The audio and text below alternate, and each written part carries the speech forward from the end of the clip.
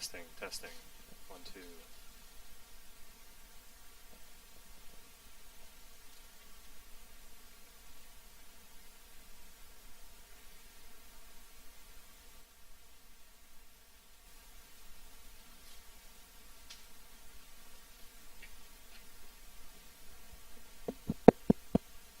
Testing, testing.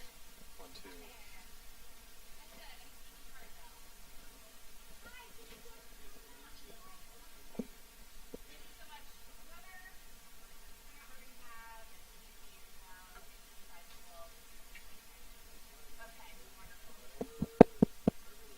Testing, testing. 1, 2.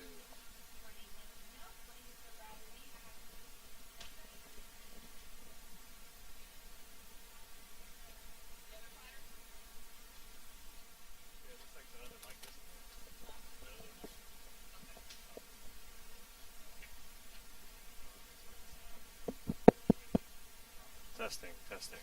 1, 2.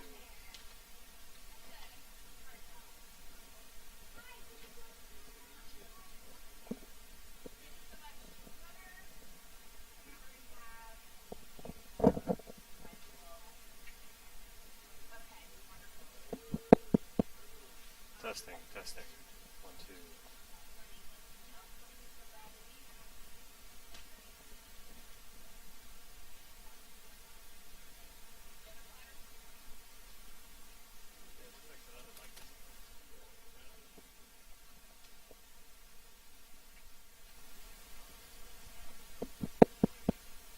Testing, testing. 1, 2.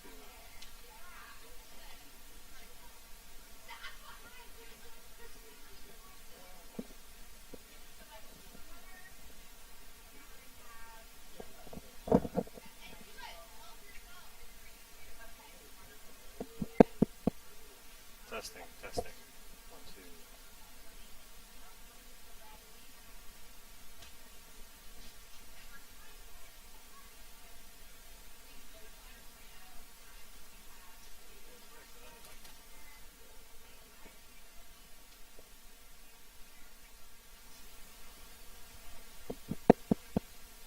Testing, testing. 1, 2. Hi there. I'm Kiki Hardwell. Judy Biggie. Thank you so much for coming. Thank you for coming. You guys are great. So, like I was telling everybody, we're trying to do this. The weather is fantastic, isn't it? You know, it's already hard enough to get teens to come, and then the weather, it's like, yeah, anybody that was going to come at least for the food is now like, So we'll see. And if there's nobody here, then I'm sure I'll have some of my teams come.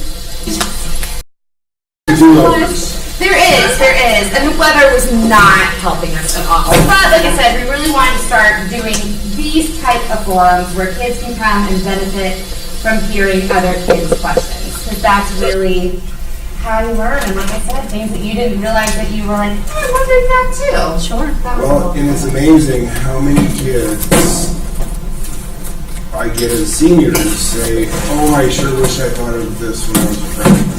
Exactly, and that's the whole idea behind this. So I really appreciate you guys taking time out of your day. No, it's important. Like I said, we have tried, we've sent it, and some high schools are really responsive, and they're like, yeah, we'll do all this, and some I didn't even write it back, so. Okay. You set some of these out, and then I'll be right back, and then we'll go and get them all.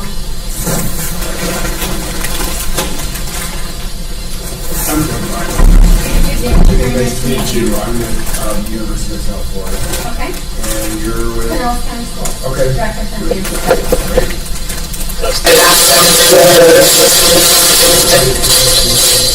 We set some of these out, and I'll be right back, and then we'll go and get them all. That's great.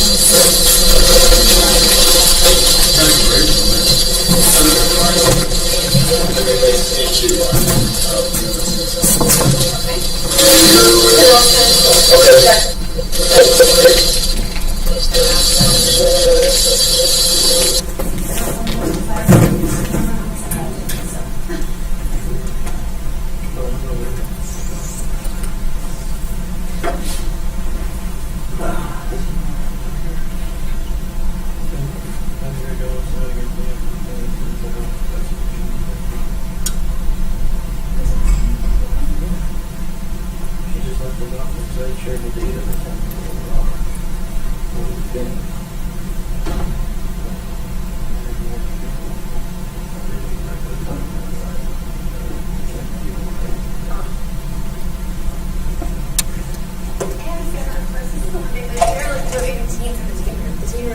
moss and dark. So this is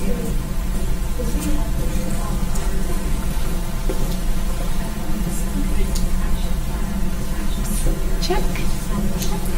Let me see Jesus in action.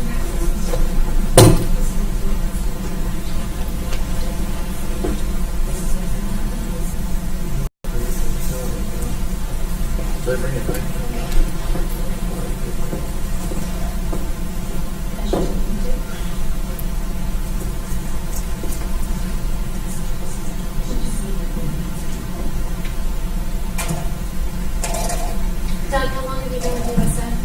I've been there just about 3 months. Prior to that, I was at UT Okay. as a career coach mostly, and teaching a job search strategies course for seniors. That's kind Yeah, of I it's know that's interesting. It is. It's always exciting when you're a month before graduation and you're thinking about career for the first time. Yeah, how does that happen?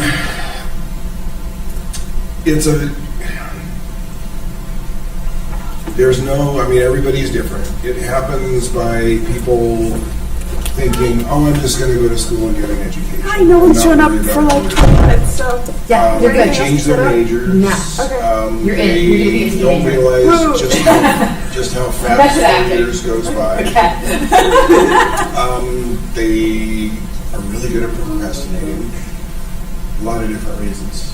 It just And amazes me that you could get to that point in your life where It's all you're teenager. one foot is out the door. This food is for teenagers. And what's And- next? Oh, yeah.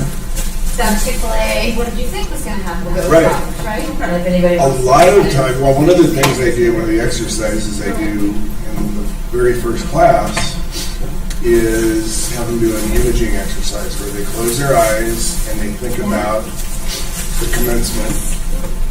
And they picture their friends, family, relatives there, and their cap and gown, and the tassel is flipped, and really make them live it. And then now it's Sunday after commencement, and you're relaxing, and you're hanging out and enjoying it. And now it's Monday. What are you going to do? And they all go because they don't think about it. Because now your college loans are going to accrue interest. Right. So no loans from the federal government, which meant that we were taking out personal loans and paying them as we went rather than having something that was deferred Right. over the course of time. So by the time I graduated from college, I would say probably 50% of that had been paid already. Because we had to, that was the Right. only way we continued to That's our get goal, money is to pay more 500. tuition. The guy that won But it's painful, isn't it? Kathy Collins one, I was expecting like, Absolutely. I was like, And that's okay. why I changed careers. That's Because I've only been in It's like, must be nice not to need education for $5,000 years. because I would have been losing my mind. But I changed because after It's like, a I'm long just gonna career in telecommunications, I'm not kidding. I not only wanted to do something So we're different, but I also doing this. realized how much need there is Okay. for students to at least start thinking about it and start preparing for life after school. Lucky Katie, you're fun. Guys, thank you so much, Kelly. We really appreciate it. You're the best. Sitting in the back. That's why I think Tina, that get might up be here. because I tested Get it the front perfectly row. and it was working fine. But then it is fine. But that was Music fun. is good. Well, I hope so. But we got sound, everything else, everything's green there. Where do you turn the mics on? Here. Switch on the wall. Down? They're on right now. Oh, they're on? Okay. You think so, or? Well, we turned off yourself, and there's a 30-second delay. Thank you. So I'm scared. I would be like, I stood in and I did the time warp.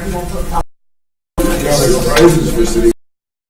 There's a really cool Development. So you can ask questions relating to any of this. What would be a good Staff for help students identify career goals. And hi everyone, I am Huntington Learning for kindergarten. and that's what changes specifically this year? Well, Ready for college. Is that progression with PSAT and the of that? I would suggest, Judith said, you students that are even not thinking about what college they're going to do, but what they need to do freshman year. you know, you get to look at the courses that you're taking freshman year, make sure they're challenging honors, and continue in sophomore year classes. They do? Yeah. You know what we're talking about? So we start talking education Right. stuff, and then T is changing. Yes. As much as anyone deny it, it was going to be a lot like AC. How many seniors? How many? Okay, not seniors. What? So we were 4 years. Seniors, it doesn't. Your goal was to go. The selection, because the more connected you are to the institution, whether it's the program that you're participating in, the culture, the happier you're going to be, academic career is going to be. So I would really invest in getting to know the institution and doing a lot of homework online or through talking to people that are going there to make sure it's the right fit for you, and you'll have a much, much better and in-depth college experience. To piggyback off of that, you can go to a website called bigfuture.com. It's through College Board. Be sure that, again, like you're comfortable with things you want to think of, such as how big do you want the classrooms to be, a space that you're looking for. Go to a school because of the name, but not because it actually has the major that you want. And then you try to find a major real quick on money that you're in. Be sure that it's the right location for you and for your goals. And well, I know most of them are seniors, and you're that planning process, and you probably visited in college campus. You step foot on a college campus, across that campus, and you look students in the eye and you say hi to them, you're going to know whether or not that's the right setting, because you're going to be able to make that eye contact with people and strike up a conversation and feel at ease on the campus. If you walk onto a campus and you feel overwhelmed, chances are that's not going to be for you. That was partly my question. When you tour or visiting support, what are you looking for other than just doing the core? I think it's going to be important what atmosphere is really good for you. You've got to have a good idea of what you're looking for so that you can ask questions to that. So I came from small and get my question on one. So different things with general education. Your major classes will major in things as assistant in my classes. They should be able to, what are the average class in my major? What kind of activity is there? Career services departments, because some institutions have career services and school is not job preparation or job. The sooner you planning for your future and creating off you're going to be, services organizations and connection opportunities to you, because grad schools will campus involve actually campus leadership. I would add a lot of career direction. If you don't know what your eventual career direction is now, it's important again to get involved with career services. So you want a career services that's going to help you to figure out major to how to get to where you want to go career-wise. Good point to that. I also want to make sure I even ask the courses how many students are getting hired out of that major who are going to be in our, and they said, oh, we have a lot of great opportunities, but in reality, to be Indiana Jones to actually get a job in the future, you do that ahead of time, so you spend all of our time finding institutions. in your credit. For the University of Tampa, if you're going into an institution, crazy, your chances of a reward. Better than the other. It really is. And then the 24 is much higher than the 800. I don't know that. I'm just doing it. So you would, I would say don't even CT. That's what we will do with the student. And we tell students to do this regardless of whether or not you come to us. Do both. You take the plan, right? And then you take the PSAT. So you look at those scores and compare them. And it's just, you go on SAT, ACT conversion chart, and it's right online. And you look and see. Basically, the PSAT, you just add a 0 to the end of the score, and then you can find out which is better. But that's one of the reasons why so many more students have taken the ACT in the past couple of years That's one of the major reasons why the SAT is changing. Because their business is basically, it's gone down, and it's very antiquated, and it's very, Interesting. I'm sorry. I did not know that. Yes, that's what I've heard, being on the business side. Yeah, absolutely. It makes absolutely. And it's much, and I think a lot of students feel that the SAT, you have to decide whether or not to answer a question, because for every question you answer incorrectly, you get a quarter of a point off. So the changes that are, sorry to cut you off, the changes that are coming forward, because we started down this path a little while ago and we got way late. So the changes that are coming forward in SAT, and this is mostly for the freshmen and sophomores. Junior, if you started the SAT, you're probably going to complete your last SAT before the new one goes into place, because I think the first new SAT is going to be administered in March of 2016. Somebody who's a senior in March of 2016 probably at that point has finished their SAT experience, unless they're shooting for a higher scholarship. So what's happening with the SAT is they're changing multiple things about it. Presently, the SAT multiple choice questions have 5 options, and if you answer it incorrectly, then you lose a quarter point. They're shifting to a system where you're going to have four choices to choose from, and if you answer it incorrectly, there is no penalty for that, which very much brings it into alignment with the ACT, because the ACT is already, the multiple choice questions have 4 choices, and there's no penalty when you answer it incorrectly. So they're very much aligning. Reading questions out there, please. Yeah. Yeah, the seniors are like, oh, I know. of course, that's me. Vanessa, did you have a question? I was just wondering, so let's just say we don't do good on our SATs. Before, I mean, like, those are in dual enrollment, and we college classes, and we will our transcripts and stuff. So if our SAT scores, our ACT scores aren't like subpar, like, are we not going to get in just because, oh, she doesn't have the SAT scores? But like our GPA, and like we have extracurriculars and like everything else. Colleges are going to take a look at multiple factors. So no, your SAT score or your ACT score isn't the only thing that's going to determine whether or not you get in. What I would say is that typically if a college says this is our minimum SAT, they mean this is our minimum SAT. That's the lowest you can go.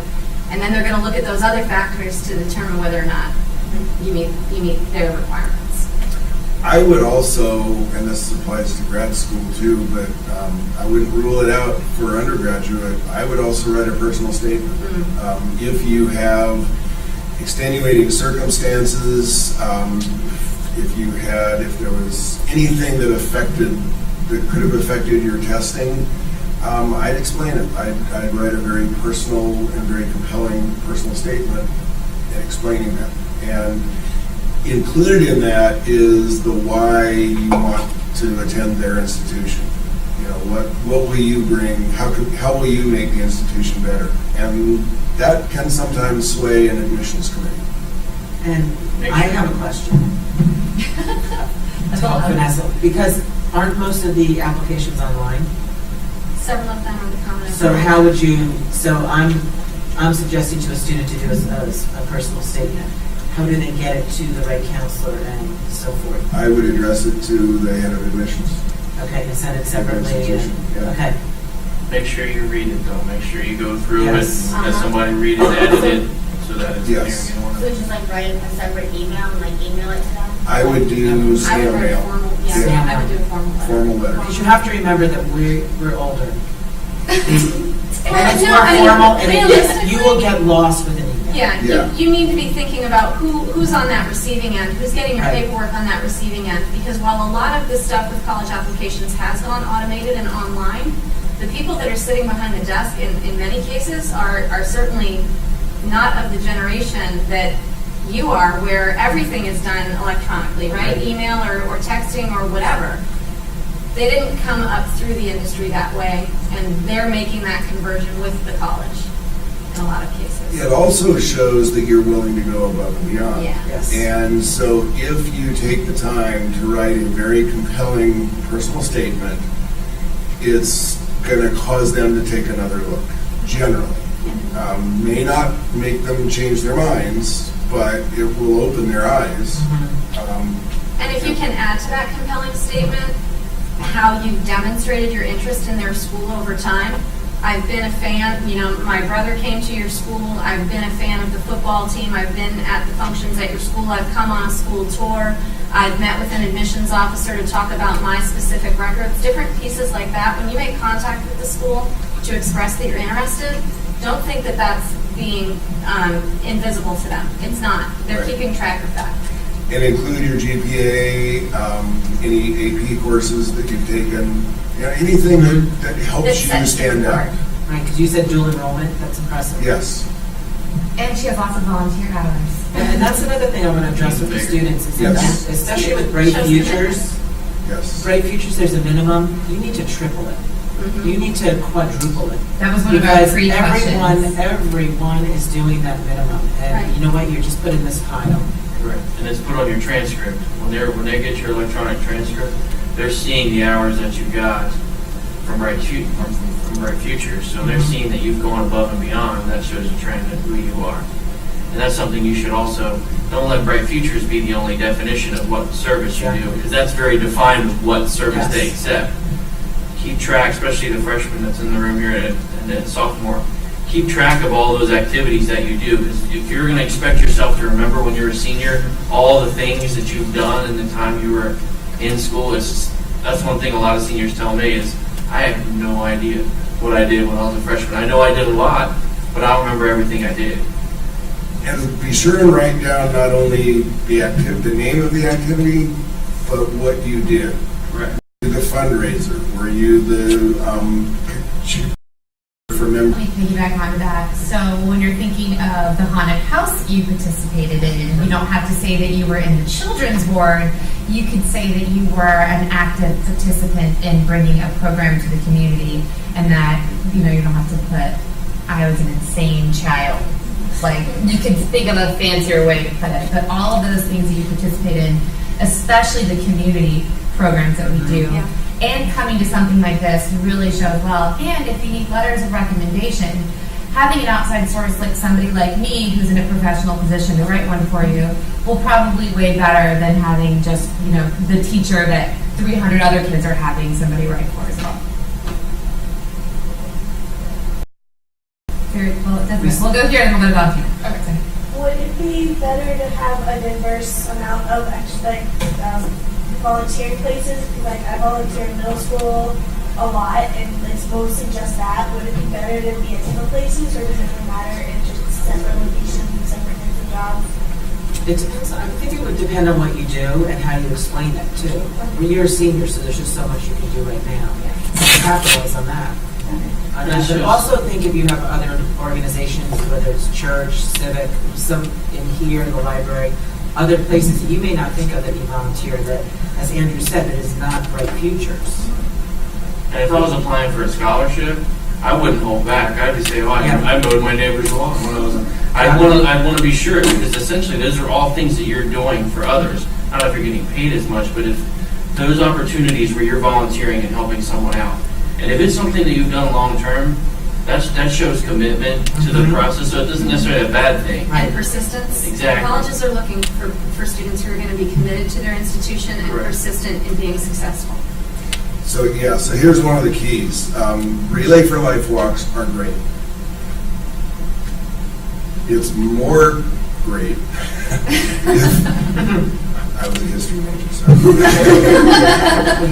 it's even better if you can demonstrate leadership and organization activities in the Relay for Life events as opposed to being a participant. Right. Being there is great, don't get me wrong, but to really stand out, show some leadership. In terms of diversity, it's good from, I think, from the institution standpoint to see, wow, this student was involved in a lot of things. But from your perspective, it's good to get experience in a wide variety of people, wide variety of causes, wide variety of topics. It's going to enrich your life. Back to the personal statements. Like one of my applications, it asked for you to like upload a document that was the personal statement. So would you recommend also mailing one, or is it just there? If the application specifically asks you to upload it, that's exactly what you need to do, is just put it there, you're following their process. Okay. And then also, I know I was at least having trouble with deciding what to put in the personal statement, because it is so broad. So what would you suggest to put in it? What's important to you? Like, Seriously, like you're going to college. Are you this specific college? Why do you want? What are your goals in life? Do you want to help people? Do you want to teach? Do you want to be in big business? yeah, well, I'm going to, it's political journalism. So. And do you have a personal experience that you've had at some point during your upbringing that has driven you in that direction? Into like the political side? Mm-hmm. Yeah. I took AP government freshman year, and I really like that. So when you look at yourself down the road 5-10 years, what does good look like? What kind of an impact are you going to be having? And I don't mean to put you on the spot No, right now, you need to do that. Yeah. but in terms of your personal statement, you want to be able to describe the outcome. Yeah, I think multiple stages. You want to be Yeah. able to describe what it was that set your passion on fire about that piece in the first place, why you're selecting that institution to pursue that, and then where you see yourself down the road as a result of attending that institution. So personal statements are just that. You want to make it very sincere and very personal. I mean, there's a fine line between being chummy, to use an old-fashioned term, or being too informal and being too dry. You want your, don't use the word passionate because it's Everybody does. Everybody does. I am really passionate about journalism, and I'm not suggesting you to say that, but if you can identify why you really want to do it and why you want to study at that institution, tell them about it. Tell them what you'll bring to the institution, your work ethic, what you've done in the past, and tell them what you will mean or what an education at that institution will mean for your future. And what I would say to you is think about, is this something that could be written by somebody else? Because if it's something that could be written by somebody else, you haven't made it personal enough. That's a great way to put it. Right. And you really have to think about it. This is not something that you upload a personal statement. For me personally, I wanted to go to this one particular college up in Connecticut. It's all I wanted to do. And I did write one of those letters. They wanted me to know I was a liberal arts major and I wanted to teach and blah, blah, blah, blah. But I had to explain why I wanted to teach. And I had put things that had happened in my life. That I had been tutored when I was younger. And it helped me. You know, and I never in a million years thought I'd be sitting here in Huntington. You don't even know. Right? I heard you say New Hampshire, Connecticut. You know, I never thought of Huntington Learning Center, that I would own a tutoring center. But I knew that I wanted to help people and I wanted to be in education. And I used my experience and and I played school with my brothers and sisters and they hated me, but things like that. Like I would put stuff like that in it that I would, I'd make a whole classroom in my basement. But those are some of the things that when someone read that they knew who I was and they knew what I wanted to do. I even went so far in my personal statement when I was applying to colleges to say, and I've applied to these other institutions and named them. I've applied to this and this and this, but your school is the school that I want to be at. And these are the reasons why it's your school. You ever do one of them? No, I did it for the one that I wanted to be at. Because that's the one that I was passionate about. It was easy for me to, so I didn't use the same personal statement for every college because it looked different at each college. What I felt like I was going to get out of college A versus what I would get out of college B looked very different to me. And I wanted to make sure that the statement that I was putting in was tailored to their college. Because it's very easy to write one and then just try to change up the names or change up the title of the school. And I can promise you that if you do that, you're probably going to make a mistake somewhere and then you're not going to get an offer at a school because you made that silly mistake. You're also going to look generic. Right. And that's the last thing you want. And maybe it's the counselor in me, but one thing I really want you guys to walk away with is as much as you put into this, as much effort, as much time, I'm sure you worked very hard in school, want you to walk away with, if something that does come back as a rejection, as taking it as something that you failed in. Don't walk. I don't want you to walk away with that, because it just means something else is out there better for you. And you are going to get a no's. You may not. You may get all yeses. Wonderful. But you may get a no somewhere in this, whether it be a scholarship, or college, whatever.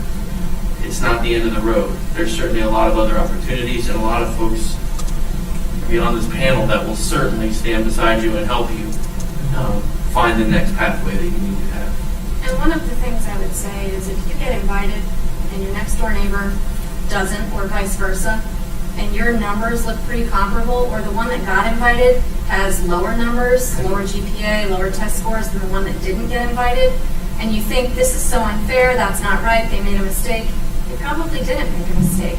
When college admissions offices are developing who their incoming freshman class is going to be, they're very deliberate because they want a specific cross-section of students. They don't want every student who's number one in their class, because then they would have nothing but a bunch of students who are number one in their class coming to their institution. And how many kids at the institution can be number one in the class? That would make everybody else feel like a failure, right? So thinking big picture about, it's not all about having the best this or the best that. It's about being the right fit for the college and the college being the right fit for you. One more thought on personal statements. If you Google, and be careful with this one because there's some lousy ones out there, but there are some very good ones. If you Google successful undergraduate personal statements for, what do you know what your major is going to be? Broadcast journalism. Okay, that's right. I'm sorry. For broadcast journalism. Read a couple of them. Get a feel, just because they're really not rocket science. I always recommend to students that they have 2 or 3 or 4 themes that, what do you want the institution to know about you? And as these 2 nice ladies have said, make it a little bit about past, a little bit about present, a little bit about future, and what makes you special. And I would start with an outline of, start thinking about the 3 or 4 things that you would want somebody to know about you, and then build it from there. And for those of you who haven't been through the process yet, when you're sitting down to think about what this process is going to look like for you, don't think about sitting down to write your personal statement in one afternoon. Right. It is a process It is. to do it well. I would start with either a whiteboard on the wall where you start writing notes about your thoughts. I would ask friends and family, and this is a time to get a little bit personal and a little bit out of the box. What makes you remarkable? And get some different perspectives about what makes you unique. And then you'll get some themes that start to emerge. But you're right. It cannot be an assigned, okay, in this half hour I'm going to crank out my personal statement, and it's going to be a killer.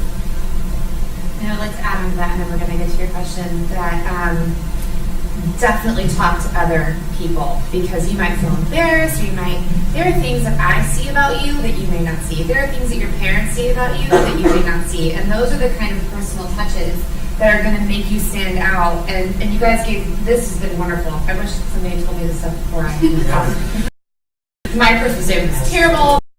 I didn't do anything to make it. Luckily, I am right. And I didn't see my being here either. And I say, I don't. And That was me too. right. And that's okay. And I think if you express that in a personal way, that and I think colleges understand that at 17 and 16, you may not know what your future holds, but if you know, like me, I knew I wanted to work with kids. I've always liked kids. Even when I was a kid, I liked kids. And so I didn't know how that was going to translate into my future, but I knew that was something I was passionate about. And if you can find something that to go to your parents and say, Mom or Dad, what is it about me? Because like I said, they will see things that you may not see about yourself or sister. So, Nessa, do you have another question? It's just adding on to that. So do we wait for the verdict if we got in or not, and then write our personal statement, or do we write our personal statement and then send it in just to let them know this is what we really want? That's a really good question, because there are some institutions that want a personal statement as part of the application process.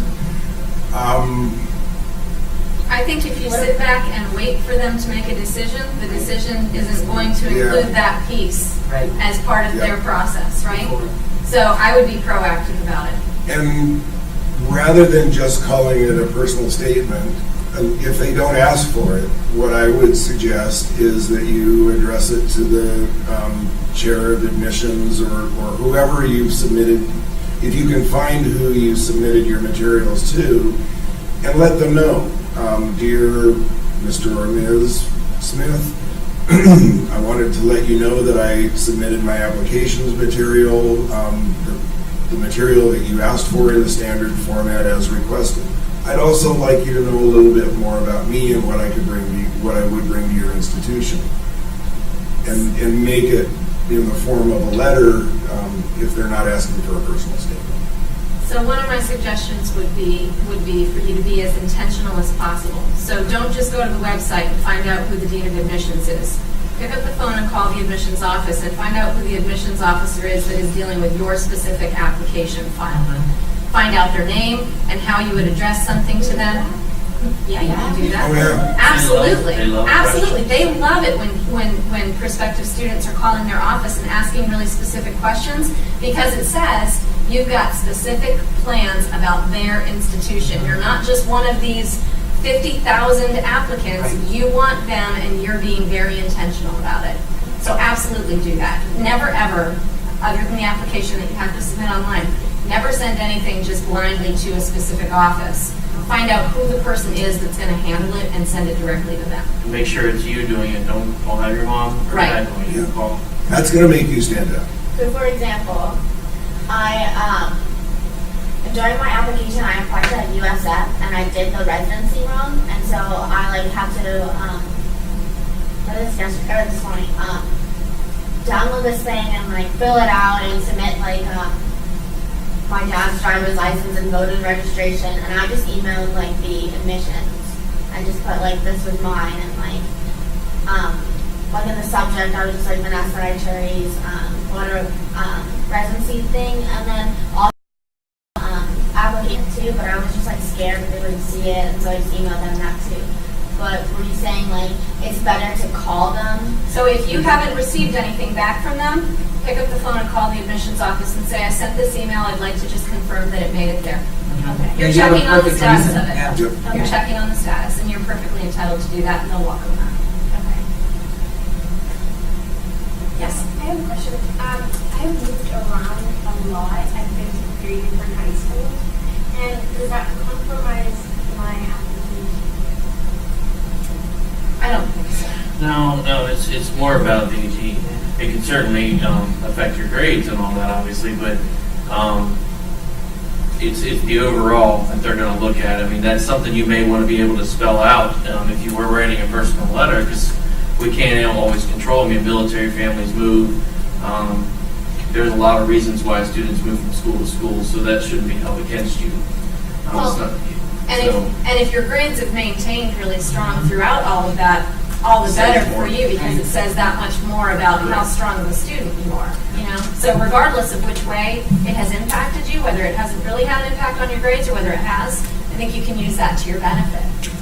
Yeah, especially if your GPA is strong, I would absolutely turn that to your benefit and say, in spite of the fact that I've been to 3 different schools and all that entails, excuse me, my GPA is XYZ and I've been involved, sell yourself.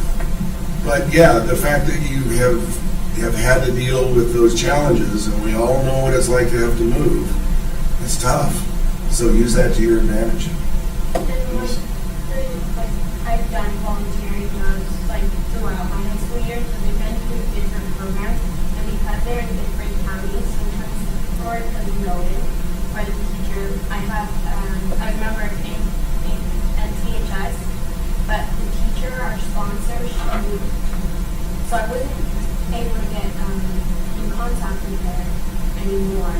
So if I was asking for a recommendation letter, or if I was asking if she would give me the information of all the hours I've done through the financial side. So one of the things I would say is I think that highlights an incredibly important reason why it's very critical for you all to be tracking your own hours. Because when something like that happens and that circumstance is out of your control, you won't be able to use those hours for Bright Futures because you can't get the documentation for it. But you can still highlight that on a resume to the college to say, these are other hours that I've done and what my role has been when I've been in that community service position. And just on the topic of volunteering, it's really important that you describe the nature of the volunteering. I had a student at University of Tampa, I'll make this short, but it's an amazing story, who was volunteering at St. Joseph's Hospital. And she was applying for summer jobs working in the medical industry because she wants to be a physician's assistant. Well, she kept getting told, no, you don't have experience. So we looked at her resume and said, okay, tell me about your experience at St. Joseph's Hospital. Turns out she was a patient advocate in the ICU. It was volunteer, but she was the central point for communications between the patient and their family, remember this is the ICU, and the hospital staff to facilitate for effective care and comfort. And when we worded her resume to reflect that, all of it, and that went under relevant experience, not volunteer work, because whether you're paid or not doesn't matter. If it's relevant, meaningful experience. And all of a sudden, people were saying, wow, you've got great experience, this is fantastic, we want you. And she just got accepted to physician's assistant school. So, but the point being, really capture the contributions you make and of your volunteer work and the outcomes as opposed to the functions. This is the time to toot your horn Yeah. louder than just as much as you were applying for a job. Nobody else is going to do it for you. You have to brag on yourself when it comes to this. It does as bragging by the person. It may feel a little unright, it's sincere. If you don't, that's okay, because it's going to be recorded on YouTube. Kids, stream this live, and then we're done streaming. It will be able to have a review. Volunteering, I'm going to put a plug in for Interact at your schools. I'm a Rotarian, and Interact is the high school, and I will tell you, if you're looking for scholarships, my one club gives over $20,000 a year. And that's one club, and that's just one of the 3 Dunedin clubs. And Palm Harbor is just as active and if you're involved in Interact, which is the high school version of Rotary, which is a volunteer organization that's the primary goal is to eradicate polio. But we do a lot of community-based giving. Please get involved in that. Since money was brought up, I'll keep going with it for a second. Mm-hmm. One, remember institutional aid, which means the money that your schools that you're going to. If when you apply to a school and you're accepted, they're going to offer you a financial aid package. And what that means is they're going to give you scholarships that either bring, maybe scholarships that you found. It could come from a lot of different places. Federal government with FAFSA, Pell Grant. It could come from the state, Bright Futures, those types of things. So they're going to give you, so it's, I don't even know if you guys would know this movie, but the Tom Cruise Show Me the Money scene, remember that. You want to see who's going to show you the money and where that's going to take you to the bottom line. Because one school may look like it's giving you $1 million, but it may cost $2 million to go to the school. So make sure you really have an idea of what the schools are going to offer. And since we have a lot of seniors in this room, how many of you, and you don't have to embarrass yourself if you don't want to, but I'm just hoping to see a lot of hands here. Pinellas Ed Foundation has an application in their senior year. It's one application, about 150 different scholarships. And it's still open right now. How many of you know about it, at least? Do we know about it? Okay. It's there. Pinellas Ed Foundation, pinellased.org. Traditional scholarship. It may take a little bit of time, but one application to about 150 different scholarships, and it's not all about merit, which means it's not just about grades and test scores. Some things are whether you went to some specific high school, some are about you overcame an obstacle. It could be a lot of different things. So make sure you complete that. It's going to be coming up. The deadline's coming in January. Don't wait till January because it's going to take you a while. And just to piggyback on that, there are so many scholarships you don't even realize. Like I got one for grad school that was for a child of a deceased veteran. You know, so it's not like you're saying it's not just on merit. It's not. I mean, there are lots of different groups that love to give. And you would be surprised what's out there. You know, we always think that, well, scholarships are only available. There's so many out there.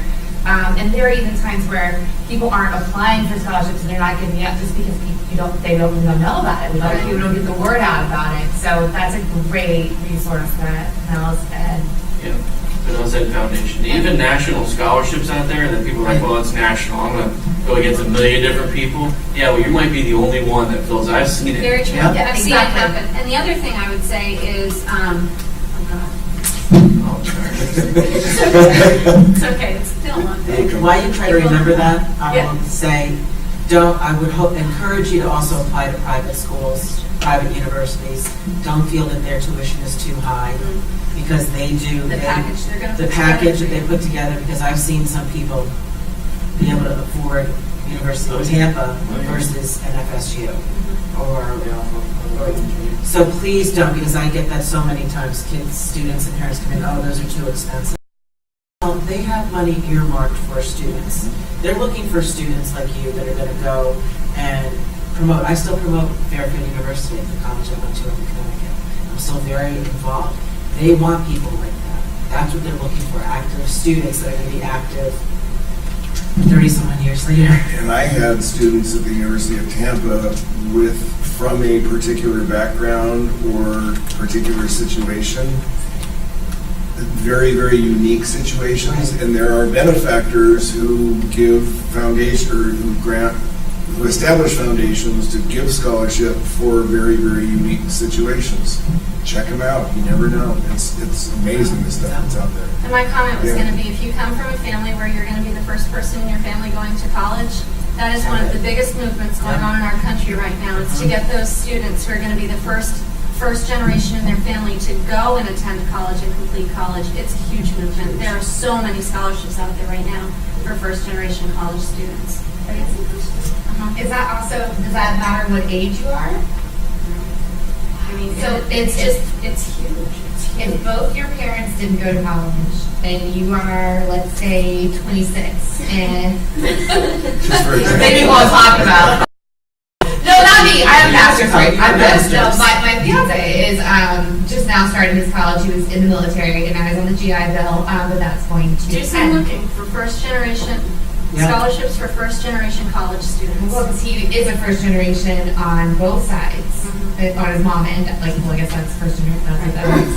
It pays to be the squeaky wheel. It does. Speaking as somebody who was in a financial aid office, I knew the students who came to me, and I was one of them myself.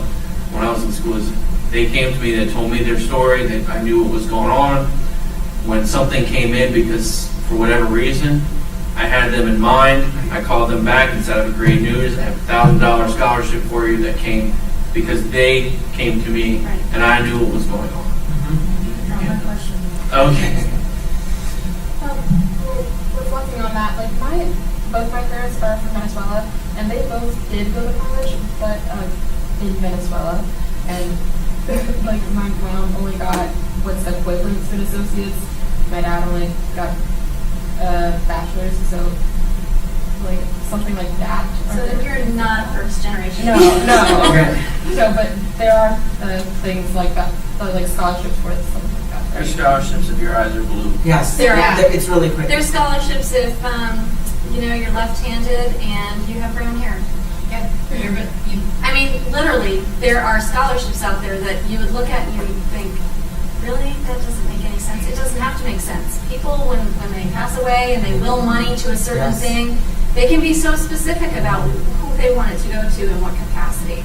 So never stop looking. After you've done your first year of college, don't stop looking for scholarships because they are out there. One location you can look besides College Board is also called mycollegedollars.com.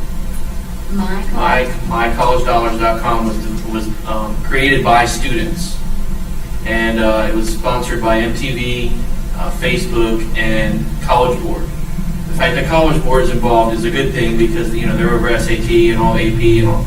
They're scanning it for scams too, which is always a good thing because they're always There can be stuff hidden in all that.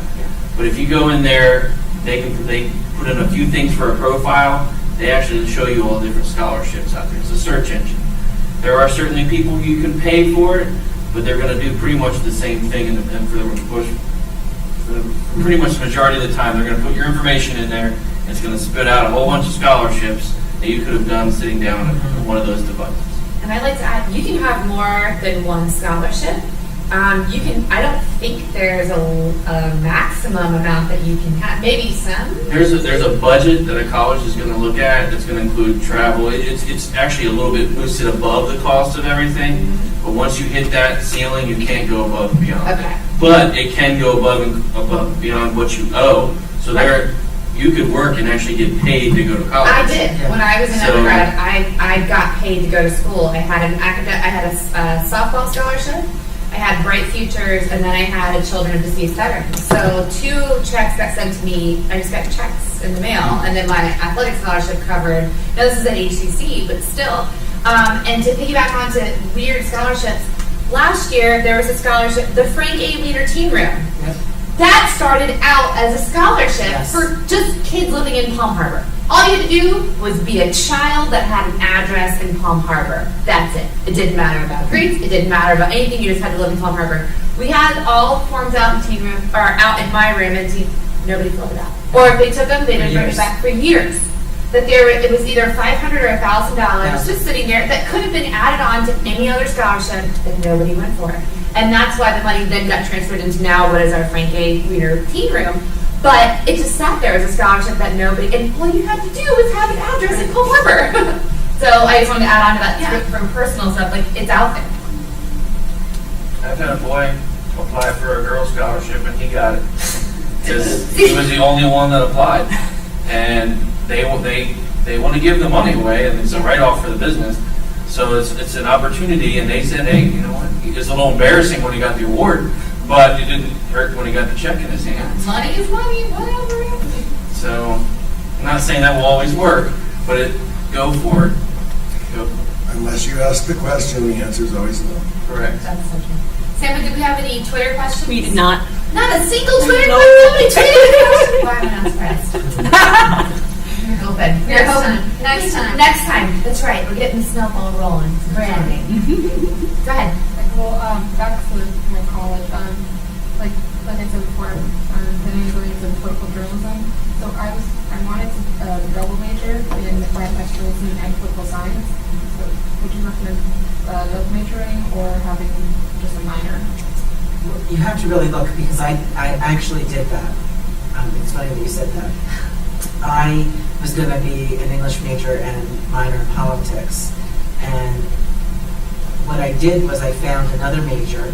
I did a double major just because I overlapped a lot of my concentration in English. It became I have a major in English and in communications and a minor in politics. And I was going to do, but I just looked. So you have to go through and look and see if you can double dip, for lack of a better word. I don't know now. And so I would say that wherever you land, you need to sit down with your advisor very early and say, this is definitely what I want. Here's a minor option. Should I double major? Should I minor? Where is that overlap? What are my options there? Because they're going to be the best person. And it's going to look different at each school. And in terms of career, It didn't, trust me, it didn't matter. Right. It doesn't matter that I double majored and had a minor. Because, And- I will tell you, I don't think any of my employers Probably not. But in terms of personal satisfaction, in terms of grad school, there are other factors. So if there's a lot of overlapping and you can get a dual major by taking 1 or 2 more courses, why not? And your college experience is going to obviously play a huge role in your long-term income, and it will play a huge role in the first job that you get after college. But after that, it's what you're doing in your job that's going to determine whether or not you're eligible to move up or over into another company in a better position. And I want to add on to that, and I'm going to get to your question, Vicky. Oh, I didn't know what double majoring was when I went to college. It just means that you don't get to take as many elective courses. Right. So you're not going to get to explore what the breadth and width that your college has to offer. And I think you kind of shortchange yourself a little bit, because that's the beauty of undergrad. If you want to get a focus in something, that's when you go to your master's degree. But the beauty of undergrad is getting to take those fun things that you never get to do again. So definitely talk to your counselor and see what they recommend and tell them what your career aspirations are. But as just a personal note, I personally don't see as much of the benefit of it when you can be exploring other things and you think that you want this now, but just like you took this AP class and it changed your mind about politics, you could have that same experience in a college. When I went in as a chemistry major because I had a great chemistry teacher in high school.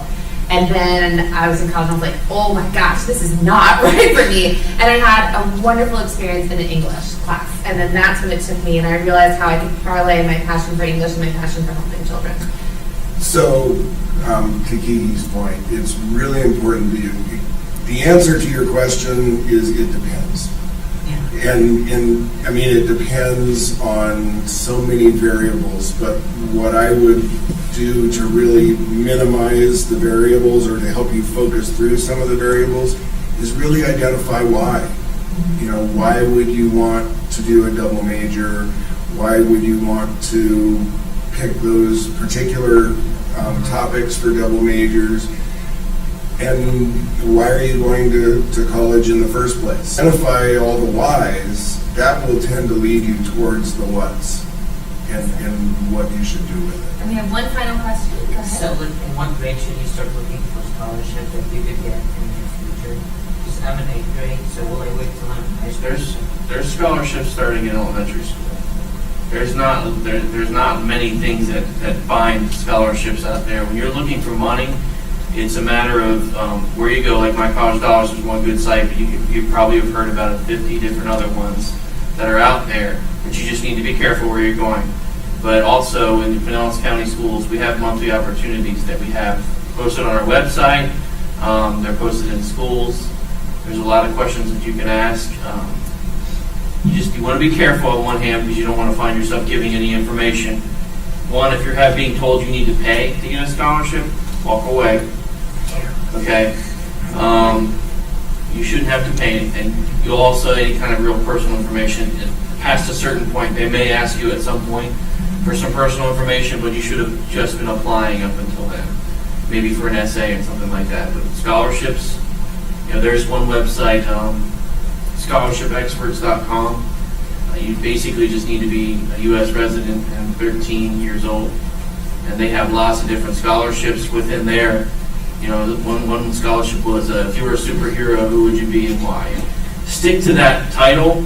I should say that when they ask you to write essays, don't go off into this side. If they ask you to write something about superhero, you stay on that topic. Don't go into why you're the best person for the scholarship. Determine that when they read the essay. Does anybody have any last minute questions? What was that second website you said? Scholarshipexperts.com. Like A year some anywhere stuff, from yeah, 500 to in my 500. Pretty good. Just undergrad scholarships on there. Go ahead. Super tough to get graduate scholarships. Yeah. It really is. There are some schools that offer graduate assistance and things like that. It's not impossible, but it's very, very hard. But I would still look on that in my college because they'll ask you your age and your area and what you're looking for, and they'll try to connect you with something.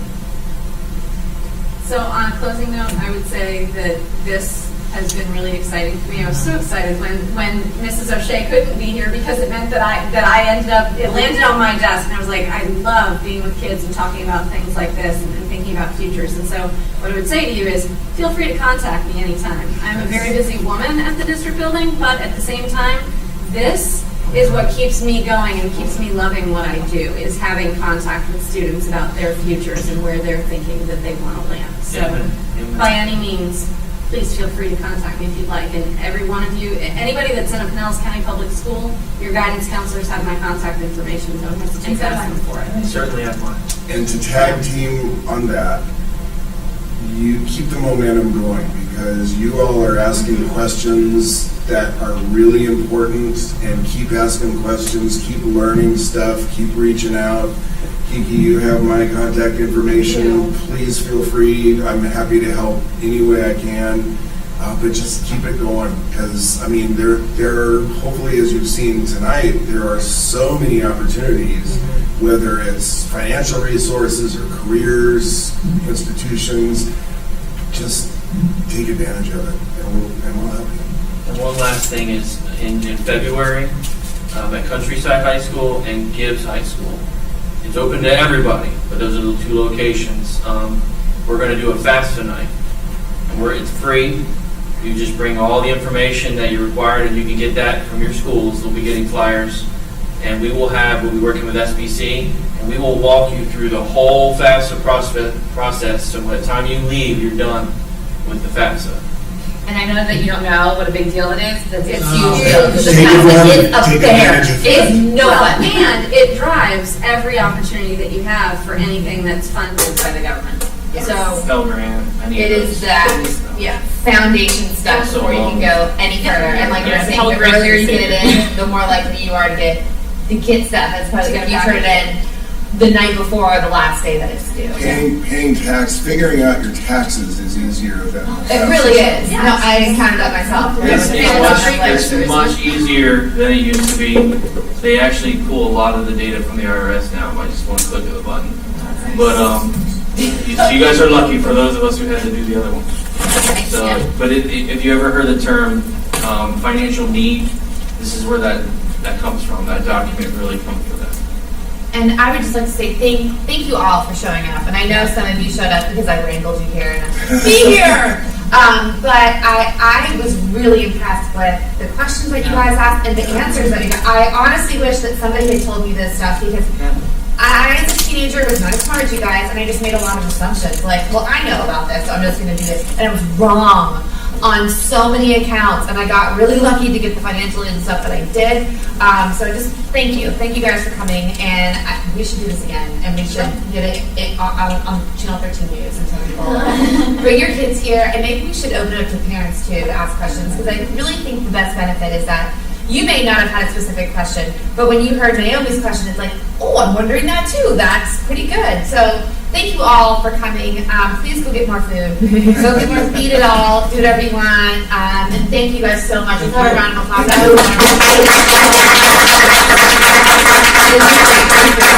This was amazing. Thank you so much. I want to do this. Sorry, I want to do this again and get more people. That was so Nice to meet you. Thanks for coming. Yeah, financial aid stuff and information here. I will not say no to help. And now that we've done this once, we'll definitely do something all together. And then you can see back from me and how I I don't know how to stop the live stream, actually. Exit? Stop.